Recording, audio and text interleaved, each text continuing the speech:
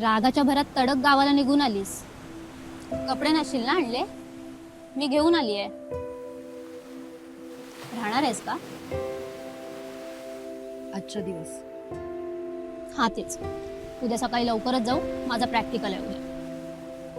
मी तुला बोलवलं नव्हतं. मला एकटीला करमत नाहीये.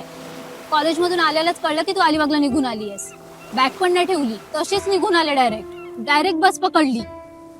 तुला तर कंटाळा आलाय ना पण माझा. काय यार ताई, रागाच्या भरात बोललेले, आता काय खरंच सोडून जाणार आहेस का? हो. म्हणजे आमच्या कंपनीला नवीन असाइनमेंट मिळाले. मला प्रोजेक्ट हेड केले त्यांनी. त्यामुळे काही दिवसांसाठी बँगलोरला शिफ्ट होते.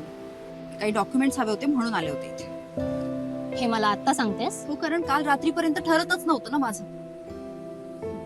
इतकी मोठी संधी मला गमवायची नव्हती, पण तुझ्या काळजीने पाय निघत नव्हता माझा. शेवटी खूप सोपं करून दिलं सगळं. लुक ताई, तुला जावंसं वाटत नसेल ना तर ठीक आहे, पण माझ्यासाठी किंवा इतरांसाठी आयुष्यात तडजोड नको करूस.